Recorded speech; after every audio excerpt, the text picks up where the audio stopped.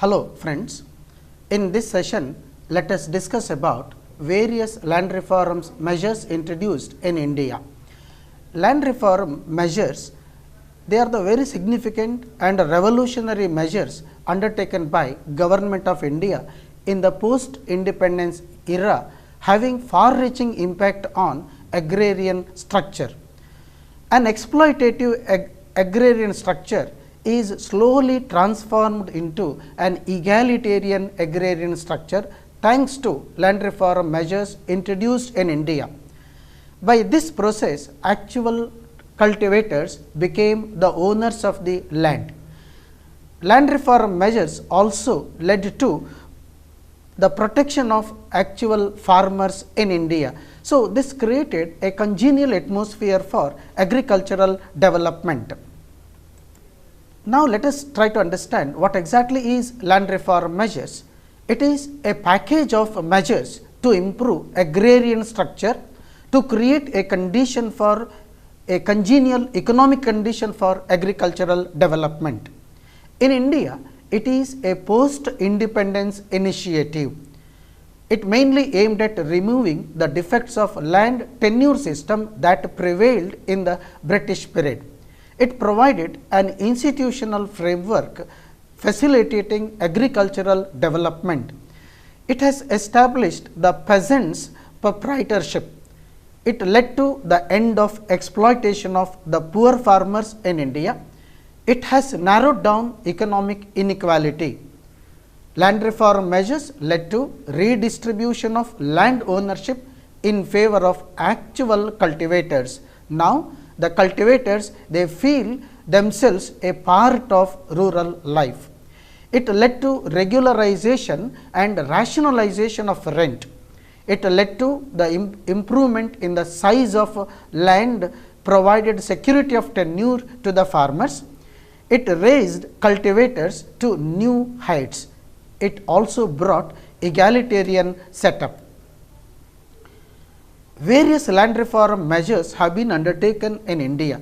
Important land reform measures introduced in India in the post-independence era are removal of intermediaries between the state and the cultivators, providing security of tenure to the tenants, rationalization of land rent structure, fixing or sealing on land holdings and redistribution of surplus land among the farmers, consolidation of land holdings, and finally, in recent years, compilation and upgrading of land records.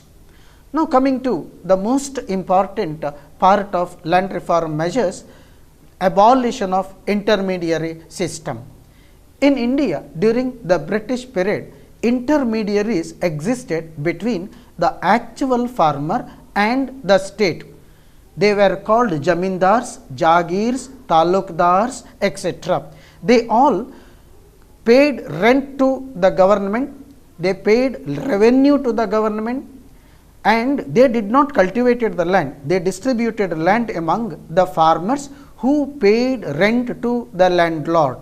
These landlords charged exorbitant rate of rent. It was sometimes it was as high as 3/4 of the total produce. There was no security of tenure. Actual cultivators were required to grow the crops decided by the landlords. Apart from that, the tenants were required to render free service to the landlords.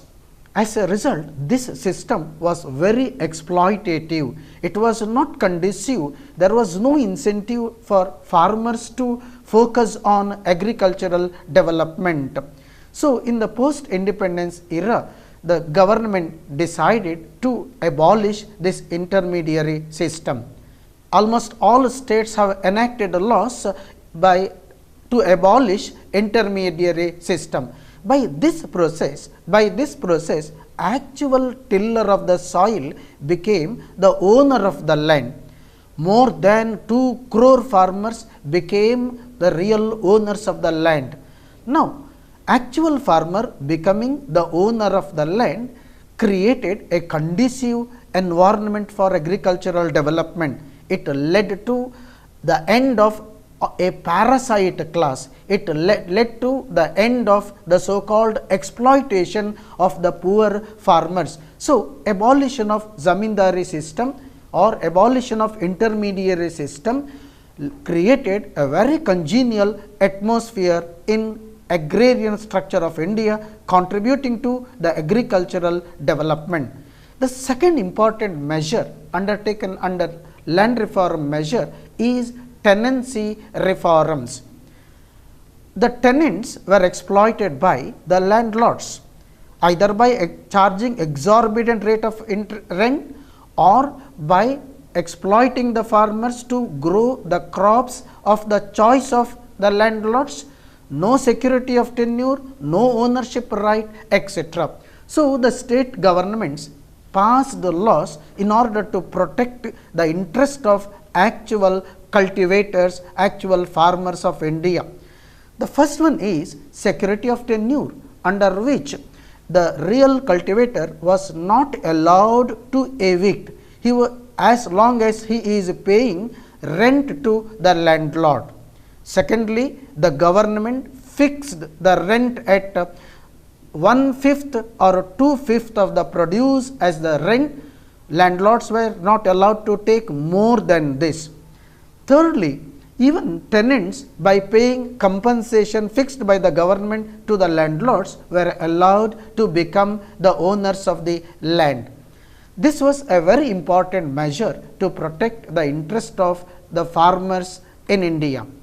Thirdly, in order to achieve egalitarian objective, in order to achieve socialistic pattern of society, the third land reform measure is ceiling on land holding, wherein government fixed the maximum size of land holdings that an individual or a family can own.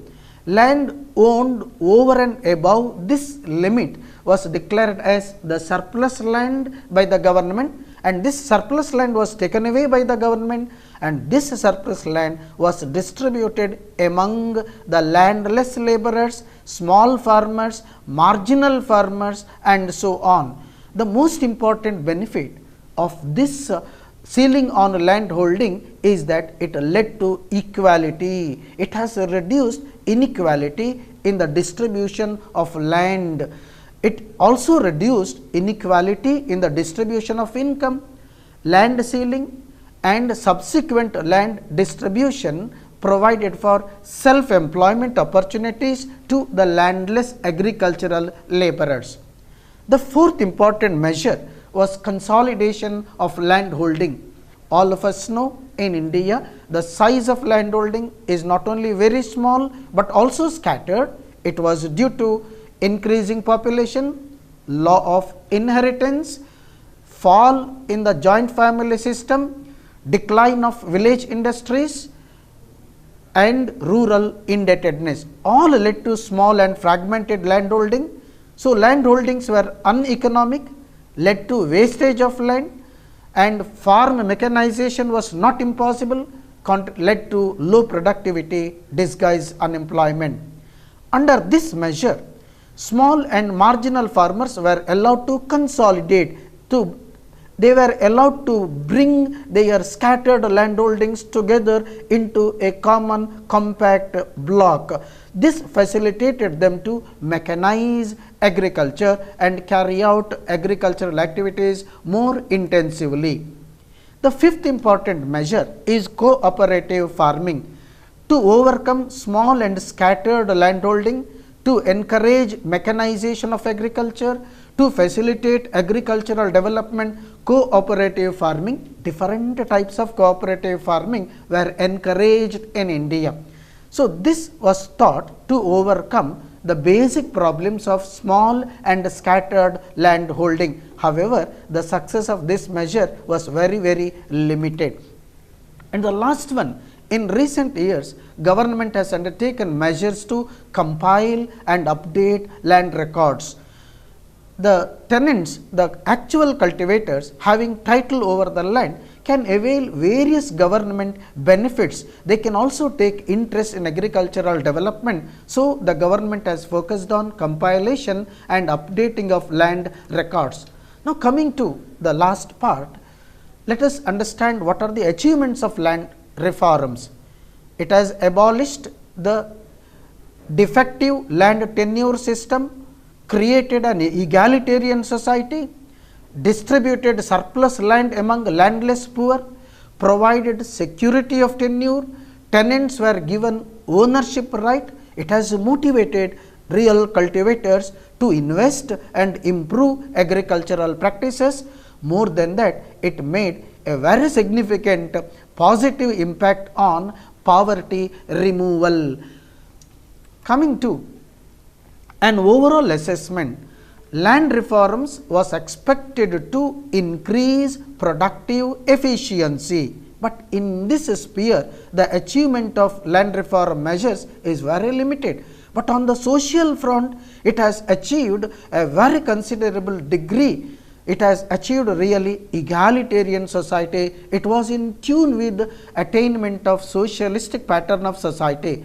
In conclusion, we can say land reforms is a very major step of the government to assist people living under adverse economic conditions. Redistribution of land has indeed created or increased income level, also increased bargaining power of the people. It has helped weaker sections of the society. It also made a rational use of land resources. To sum up, land reforms indeed a major instrument of social transformation in a backward economy based on feudal and semi-feudal productive relationship.